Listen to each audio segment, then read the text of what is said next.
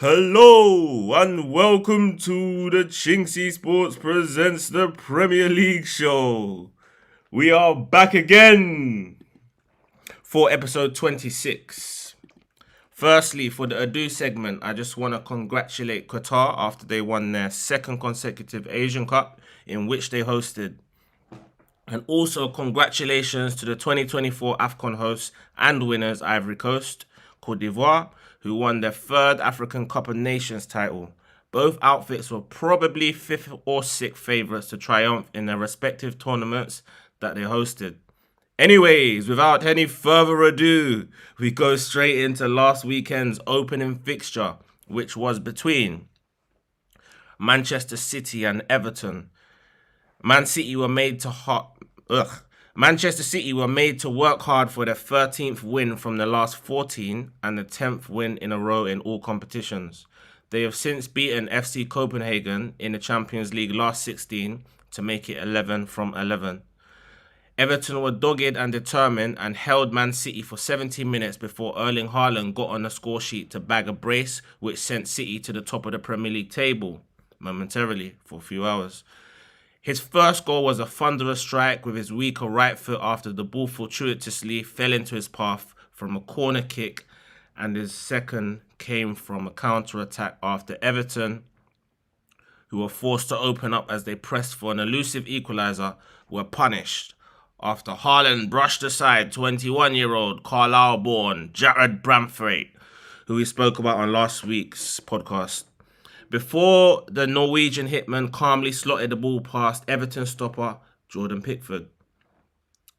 Everton are now winless in 7 Premier League games and only have a solitary win in their last 11 matches in all competitions, which was against Monday's opponents, Crystal Palace, who they face off with in a crunch must-win relegation 6-pointer. Okay, straight into the second game, which was a 3 o'clock kickoff between Wolves and Brentford. Thomas Frank's Brentford side grabbed an impressive coupon buster of a result against the Wolves side, who the previous week had just beaten Chelsea 4-2 at Stamford Bridge. Even more impressive is they managed to do so with a mere 30% possession. Brentford took a well-deserved lead from yet another set-piece through Danish midfielder Christian Norgard to take a 1-0 lead going into half-time. Wolves, poor throughout, thought they'd equalise through Craig Dawson, but the goal was ruled out for offside. With Brentford defending resolutely, they held out and grabbed the crucial second with their talisman Ivan Toney scoring his third goal in 4 games since his return to action from his ban. The Bees, with that win, are now 6 points clear of 18th place Everton with a game in hand. So that was a vital win for Brentford, who are in the midst of a tough run of fixtures. And yeah, that gives them a little buffer over their relegation rivals. Okay, following that was another 3 o'clock kickoff at Craven Cottage between Fulham and Bournemouth. That ended 3-1 to Fulham. It took Fulham only 5 minutes to punish Bournemouth after a woeful defensive slip from Lewis Cook allowed and enabled 31-year-old Jamaica international, here goes, Bobby Decordova-Reid to open the scoring for the Cottagers. I finally got his name right. I butchered it last week, if you remember. Willian, who was as excellent as he has been throughout his Fulham spell, crossed in a dangerous cross, which Decordova-Reid headed in for Munoz to pounce home. It appears the better Bobby does, the more practice I get in pronouncing his name. I've said it about 3 times today. With Bournemouth down 2-0 at the break and seemingly out of contention, just 5 minutes into the second half, a left-footed in-swinger from Marcus Tavernier, whose brother James plays for Rangers, I believe captains the side, his cross wasn't cleared away from the Fulham defence. So it was their turn to defend poorly, only for Bournemouth's Argentine defender, Marcos Senesi, to halve the deficit. Game on. Well, it was for a mere 2 minutes before Willian, who is definitely definitely Fulham's best player, putting a fantastically inviting ball into the box for his compatriot Rodrigo Muniz to bag what was his second goal of the match and the last goal of the game. That puts him 3-3. These two sides are well matched, and it's little wonder that the pair are landlocked in mid-table in 12th and 13th position respectively, with neither likely to go down or qualify for European competition. Okay, another 3 o'clock kickoff was at the Tottenham Hotspur Stadium between Tottenham Hotspur and Brighton Hove Albion. That ended 2-1 to the home side. In the opening embers of the match, anyone from Brighton, don't let that go over your head. Feel free to Google it. Welbeck rolling back the years caused sheer havoc to the Spurs defence. His link-up play with Facundo Buonanotte brought about a penalty following a rash challenge from Mickey van der Ven. Up stepped the ever so reliable and underrated Pascal Gross, who buried the ensuing penalty into the back of the net, which gave Brighton a much-deserved 1-0 lead going into half-time. Ange Postecoglou's Spurs side unbeaten in their last 5 league games since these two last met, so Brighton were the last team to beat Spurs in the league, were played off the park unceremoniously. Both keepers, Jason Steele and Vicario, made a string of saves, but it took until just after the hour mark for Tottenham to equalise in the 61st minute. The nature of the goal was lucky as Pape Matasar's effort came off of Lewis Dunk and ricocheted off of the post, only to fall right into the former's path again. And this time, the Senegalese midfielder didn't need 2 bites at the cherry. 1-1.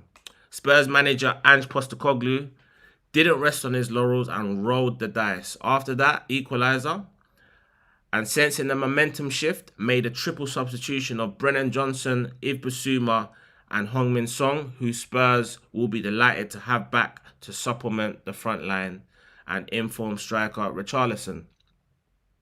Deep into stoppage time, Welsh forward Brennan Johnson buried a defence-splitting pass from Spurs and South Korea captain Son to complete a smash-and-grab victory for the North Londoners as the Lily Whites ran out 2-1 victors.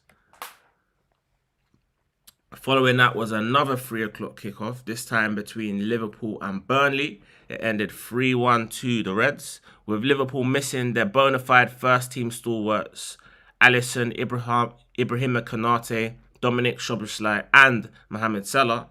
Jurgen Klopp had little option but to shuffle his pack of cards, with Kevin Kelleher, Gerald Quansah and Wataru Endo all coming in for those 3.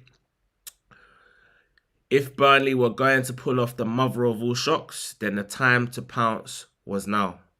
Diogo Jota, listed as being between 5'9" and 5'10", is as deadly as they come in the air, and as he is in the box, leapt highest to convert Trent Alexander-Arnold's perfect corner kick to put Liverpool 1-0 up after just half an hour.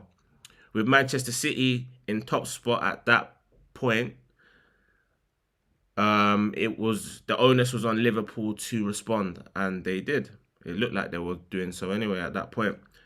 Cue another goal from a corner, this time from Burnley, who equalised after Dara O'Shea, the Irish international, Republic of Ireland international, leapt like a salmon to score one of the best headers you will ever see, which meant Burnley went into the break at 1-1, and it was nothing less than they deserved.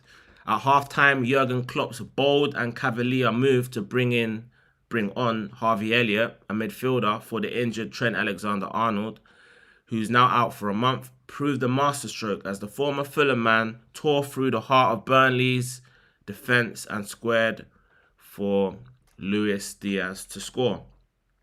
The Colombian is now becoming a specialist in scoring scrappy goals, adding to his ever-so-growing repertoire. Harvey Elliott, instrumental in Liverpool's second goal, the one I just mentioned, was at it again as he crossed in for Darwin Núñez to make it 3-1, meaning that all 3 of Liverpool's forwards were now on the scoreboard.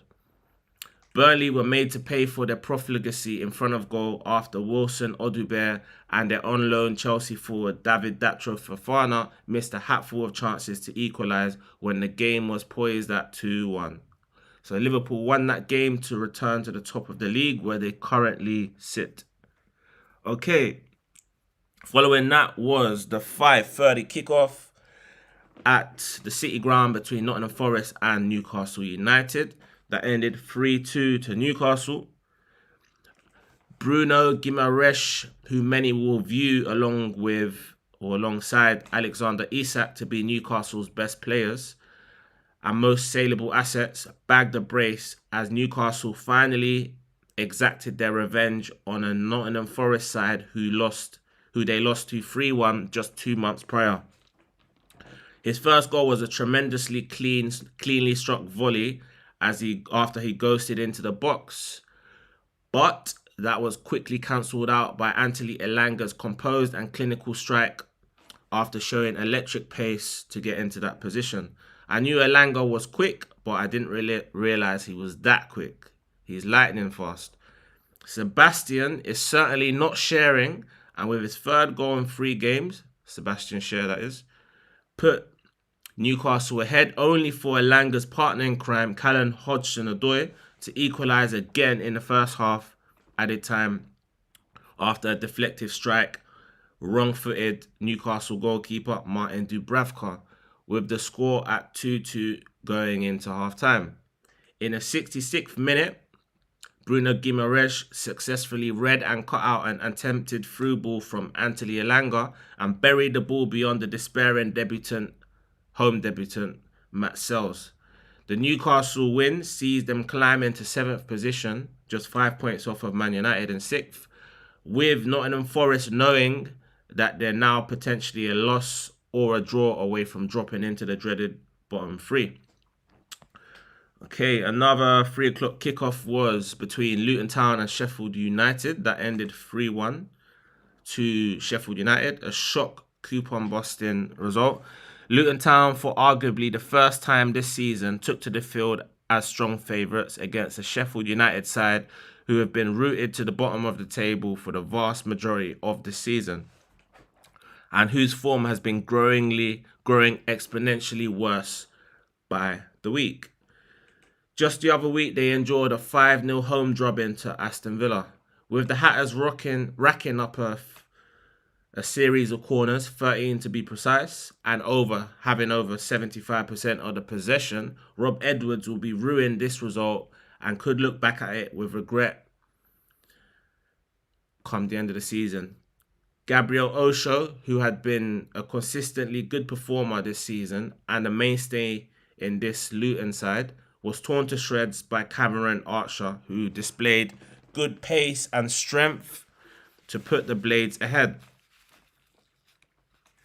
A penalty apiece from both sides were converted by firstly James McAtee of Sheffield United and Carlton Morris of Luton Town to halve the deficit, with the scores now 2-1 to Sheffield United. Luton huffed and puffed to find that elusive equaliser, but Blades forward Vinicius Souza killed off the game after finishing a deadly Blades counter-attack. Sheffield United, remarkably and against all odds, saw themselves become the first team this season to beat Luton away from home by more than a solitary goal, as it ended 3-1, and also saw them overtake Derby's 2008 points haul of 11 points. Can they do the unthinkable and stay up? Can they do the unthinkable and stay up? No, they can't. Okay, right, Sunday's fixtures. Right, there was only 2 on Sunday. First of which was the early kickoff, the 2 o'clock kickoff at the London Stadium between West Ham United and Arsenal. It ended 6-0 to the Gunners. The key to this game was always going to be how quickly or whether or not Arsenal could open up West Ham defence to force West Ham to come out and play, which would leave space and gaps for the likes of Bukayo Saka, Gabriel Martinelli and Leandro Trossard to exploit. Well, it took William Saliba just that. After half an hour, he headed home from a Declan Rice corner kick. Declan Rice has been on corners since Arsenal returned from Dubai. And he has racked up a few assists in that short space of time. A superb Trossard through ball forced a foul from Alphonse Areola on Saka, resulting in a penalty being awarded. Saka had the opportunity to redeem himself after last season, where the England forward missed a crucial penalty with the game at that stage 2-1 to Arsenal. Saka missed, Jared Bowen went up the other end and scored, and the rest is history, as they say. But this time, Saka's converted the penalty to make it 2-0 to Arsenal. And the game was seemingly over. Well, it certainly was after Declan Rice fizzed in an inviting free kick straight into the corridor of uncertainty, a nightmare for goalkeepers, to be headed in by Gabriel Magalhaes. And yet, once it was 3-0, the game was over. Once Trossard added a fourth goal to make it 4-0 at halftime, it was pertinently clear that Arsenal meant business, and once they smelt blood, they went in for the kill. Saka bagged the fifth to make it 5-0 before former Hammers captain capped off a captain's performance with a screamer for Arsenal's sixth, and probably for me the goal of the game, just better in Trossard's goal for the third. His celebrations were muted out of respect for his former club and teammates. I feel that he's a rare breed and a modern throwback to the likes of Patrick Vieira, Roy Keane and Steven Gerrard, with his ball-winning ability and aggression, as well as his quality on the ball. Late on in the match was even an opportunity for 16-year-old wonder kid Ethan Nwaneri, not 17 till March, to make another appearance for the club, and he looked impressive. Definitely Arsenal's best performance of the season, and almost certainly their best performance under Mikel Arteta. Devastating. Okay, so the second of two matches on Sunday was at Villa Park, probably the game of the weekend. Manchester United continued their concerted push towards the top four with a 2-1 win at Villa Park to slash the gap between the two sides to just 5 points. After another last gasp winner, which some may say was a smash and grab.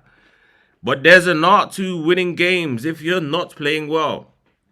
Something they used to do an awful lot under their great manager, Sir Alex Ferguson, back in the day. When United took the lead against a run-off play through their informed Dane, Rasmus Højlund, who now has 5 goals in his last 5 games, scoring in every single game, Villa didn't relent. They kept playing their football and were rewarded for it when Douglas Luiz smashed home from close range after a chaotic pinball sequence took place inside the United box following a Villa corner kick. With the game evenly poised at 1-1 and up for grabs, Scott McTominay, whose strength and potency in the air, as well as his knack for late goals, reminds me of Marouane Fellaini, came off the bench to score a crucial winner 4 minutes from time to give United a vital win and kept them in the hunt for a top 4 place, especially after rivals Tottenham had also won. United live to fight another day, and with Luton tomorrow, whereas worryingly for Villa, they now have lost 3 home games on the spin in all competitions and go up against an informed Fulham side now at Craven Cottage. Okay, so Monday's game and the last fixture of the week, the jam-packed week, was at Selhurst Park. In the week where Bob Marley's film One Love came out and 2 days before Valentine's, no love was lost between Chelsea and Palace fans, and the only time would tell whether it was love or lust for Pochettino, because the love had long been lost for Roy Hodgson. Feel free to rewind that. So, if that went over your head. Don't worry about a thing, 'cause every little thing's gonna be alright. Chelsea rang out throughout the game. Chelsea were passive and pedestrian throughout the first half, trailed an understrength Palace side 1-0 after a stunning strike from the former Bournemouth midfielder Jefferson Lerma put Palace 1-0 up. However, at half-time, with Christopher Nkunku coming in on for the ineffective and inconsistent Noni Madueke, Chelsea improved significantly. It didn't take them long to equalise through Conor Gallagher, who alongside Cole Palmer has been Chelsea's most consistent player this season. Chelsea were made to wait until second half added time, in which they came on strong and bagged 2 late goals through Conor Gallagher and Enzo Fernandez, capitalising on a Crystal Palace capitulation. That is a mouthful, that. They've become renowned for conceding late goals in gluts. That win for Chelsea was remarkably their 14th in a row against Crystal Palace in all competitions, a run that spans over 6 years. I guess it's tradition now. Palace, who were missing key players like Ebere Eze, Michael Olise and Mark Guehi, a former Chelsea trainee, fielded some raw and uncooked youngsters like Adam Wharton, Daniel Munoz and Mateus França, who showed glimpses of his talent but gave the ball away a lot and was quite erratic. Okay, so that was the last of last week's fixtures. And to sum up last week, I'd say it was a unique in the sense of the amount of shock results that we had.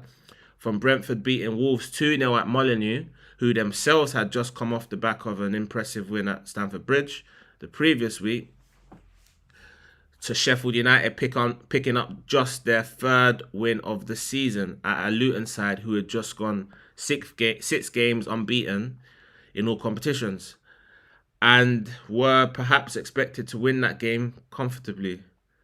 Add to that, last Sunday's results were shocked to a lesser extent, with Arsenal beating a West Ham side they were winless against in 6-0, and Manchester United beating Aston Villa away from home to register what was their first away win against a top 9 side in their 18th attempt.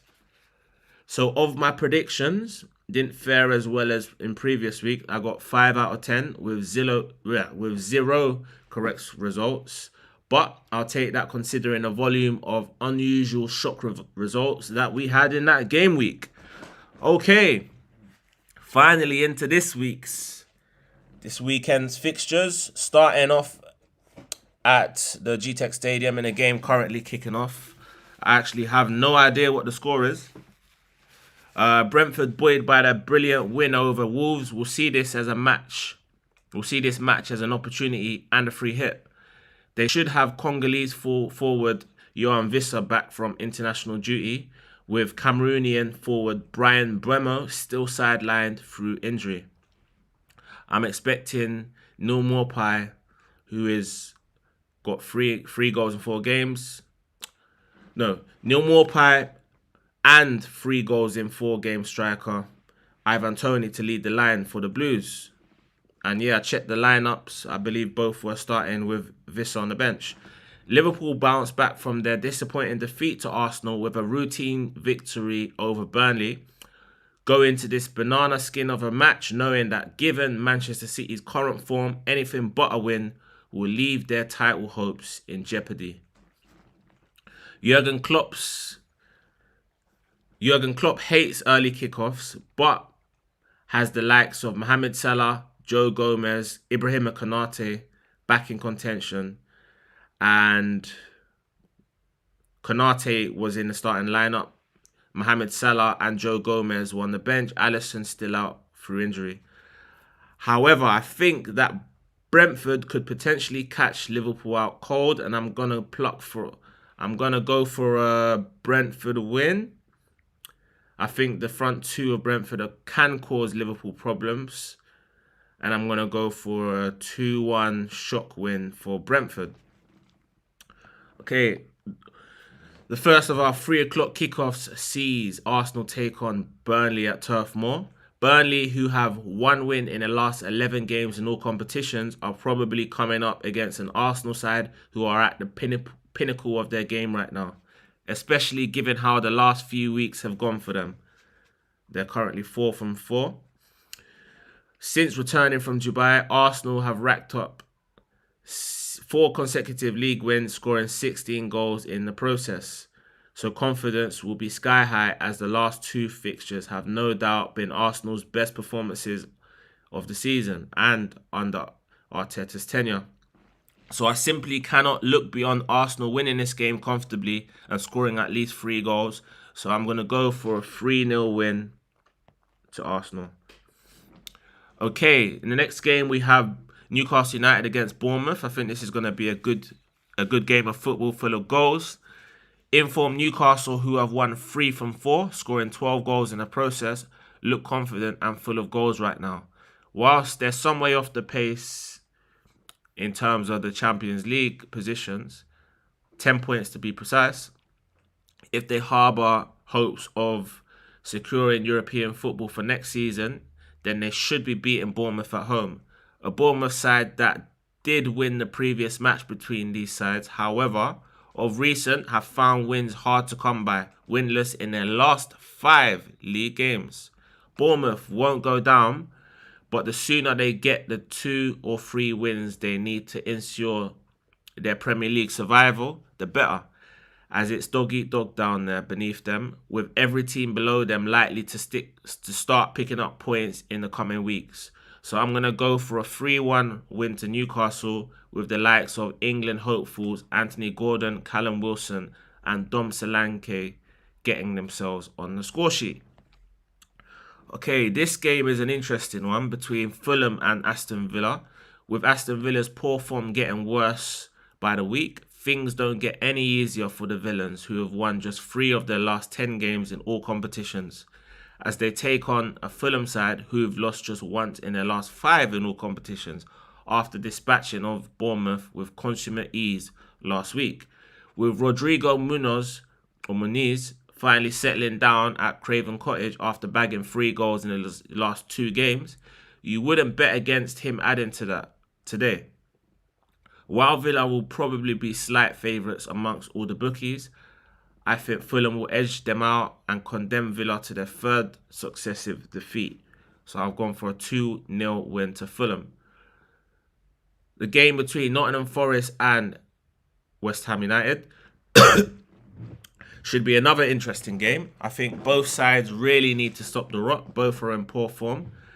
Forest, after a promising start to life under Nuno Espirito Santo, are now winless in 5 league games and are struggling for form. West Ham, with manager David Moyes' contract up at the end of the season, will be looking for a response after their humiliating 6-0 defeat at home to Arsenal. That being said, there's still a lot to play for West Ham. They're still in the Europa League and can still challenge for a top 6-7 position in the league, which will be considered a very good achievement given the teams that they're competing with, such as Manchester United, Chelsea, Aston Villa and Newcastle United, are probably better than them. Or certainly have better squads than them for sure. Nottingham Forest always seem to be on the wrong end of a topsy-turvy 3-2 game. Will be looking to win to move away from the drop zone, but I don't think they'll get one here. After last week's aberration against Arsenal, there's no way that David Moyes will allow his side to open up and take risks, and I think as a result it will be a stalemate with a back-to-basics approach to this game. So with both sides lacking confidence, I think this one's going to be a low-scoring draw, 1-1. Okay, the game between Tottenham Hotspur and Wolverhampton Wanderers, I think it's going to be a good game. With a full-strength Spurs side looking to register their 6th consecutive home league win, they'll be wary of the threats that Wolves pose, especially with their front 3 likely to be 3 from 4 of Pedro Neto, Pablo Sarabia, Mateus Cunha and Hwang Hee-chan, who'll probably start from the bench in this one. Spurs, who have been hard to beat of recent, only losing once in their last 7 games, and that was to Manchester City with a late goal. I expect a full-strength Spurs side spearheaded by the likes of James Maddison and Heung-min Son to have too much for Wolves. So I'm going for a 3-1 win to Tottenham. Okay, following that, we have the game between Manchester City and Chelsea, which is a 5:30 kickoff. This season for Chelsea, it seems to be a tale of one step forward and two steps back. A good run of form, which saw them rack up 5 wins from 7 in all competitions, came to an abrupt halt at Anfield against their Carabao Cup final opponents, second place Liverpool. They then lost to Wolves at home, 4-2. So they conceded 8 goals in 2 games, which is a shambles. You would have been forgiven for thinking that Mauricio Pochettino's job was on the line at that stage. Chelsea then probably produced their best performance of the season in a 4-4 draw against City at Stamford Bridge earlier on in the season. But with City on the back of an 11-game winning streak, they know that 2 home wins in the next 3 days will put them top of the league, having played the same amount of games as fellow title challengers Liverpool and Arsenal, who they face in March. City, who haven't lost to Chelsea in 3 years, have Erling Haaland back and Kevin De Bruyne seemingly on top form. So I can't look beyond a resoundingly comprehensive 3-0 home win to City. So I'm going for 3-0 to Man City. Okay, the game between Sheffield United and Brighton's an interesting one. With the Blades 7 points adrift of safety and seemingly doomed to relegation, I admire the resilience of Chris Wilder's side for responding to the appalling 5-0 home defeat to Aston Villa with an impressive win over Luton the following week. The pressure was completely off them in that game and all on Luton to win that, which enabled them to play with freedom and attempt things that they perhaps wouldn't have if the pressure was on. Brighton predictably lost at Spurs last week, predictably looked aesthetically pleasing and easy on the eye, and had a lot of the ball, predictably. But with the Seagulls currently in 9th, you could argue that's probably where they're gonna finish, 8th, 9th, 10th at the end of the season. They're still in 2 competitions, so you couldn't really have asked much for them. They're still in the FA Cup and the Europa League. This makes for an intriguing game, a clash of styles. Sheffield United will sit in a low block while Brighton will dominate all the key stats, i.e. corners, shots on and off target, possession, and so on. So it's a question as to whether or not Brighton make that count. When these two played at Bramall Lane in the FA Cup last month, it ended 5-2 to Brighton. And whilst I don't think it will be 5-2 this time, I do think Brighton will emerge victorious again. So I'm going for a 3-1 Brighton away win. So tomorrow we have an interesting game between Luton Town and Manchester United. Luton will be disappointed with their performance last week against Sheffield United, which saw their 6-game unbeaten run come to an abrupt halt. It was also the first time all season that they had lost at home by more than 1 goal, as they're always competitive as a bare minimum at Kenilworth Road. Especially considering the run of form that they were on. So it's a non-negotiable that Rob Edwards' side are competitive. Manchester United, on the other hand, have been grinding their way to hard-fought victories with 4 wins on the bounce in all competitions. United will know all too well how hard of a nut Luton are to crack, as they were made to work hard in the 1-0 win at Old Trafford earlier on in the season, in a game they dominated but struggled to score in. I think this will be a similarly tight game in which chances will be at a premium, but I think Manchester United will come out on top with a hard-fought 2-0 away win. Right, for the last game of the week, which is on a Monday Night Football, we have a relegation 6-pointer between Everton, who currently occupy the last relegation spot in 18th place, against Crystal Palace. In recent weeks, I've said on many occasions that Everton would be happy with a point due to the difficulty of the opposition that they had been facing. Poor form and then playing away from home for most of those games. But this game is definitely a must win, or you could argue, and even more so, a must not lose game. With the gap between these two sides currently at 5 points, Everton know a win will drag them out of the bottom three, provided that Luton or Nottingham Forest don't win.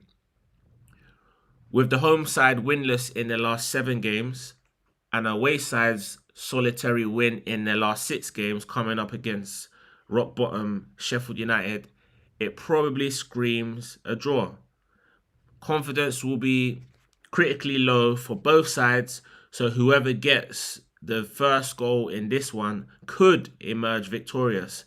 That being said, with Palace's current injury crisis, I simply cannot see them getting anything out of this one, even if they do score first, like they did on Monday against Chelsea, let alone a win. Roy Hodgson's days appear to be numbered. My prediction is 2-1 to Everton. And actually, I've added in a bonus game, which is the game week 18 game match between Manchester City and Brentford. So Man City's game in hand, which is on Tuesday. Manchester City have won 11 on the spin, and it sees them pitted up against Brentford, a side who did the double over them last season. But on the other hand, a side they dispatched of just 12 days ago. City will want to go into March with maximum points as they face arch rivals Manchester United, followed by Liverpool at Anfield, their bogey ground, then Brighton away, and then Arsenal at home, not to mention Aston Villa in early April. So those 5 games back to back will be so difficult for Manchester City. So they're gonna want to attain maximum points going into that run of fixtures. You just feel that if City can successfully navigate those matches, the title is theirs to lose. Brentford, on the other hand, who play Liverpool as we speak, will see this game as a free hit, and at the very least will give City's bloody nose. But I don't think it'll be enough to stop them picking up 3 points. So I've gone for a 3-1 win to Manchester City in that game. So yeah, a lot of matches this week. We also have midweek fixtures next week. So I will be back on Tuesday. Don't forget to like, comment, share, and subscribe. And see you on Wednesday even. Bow!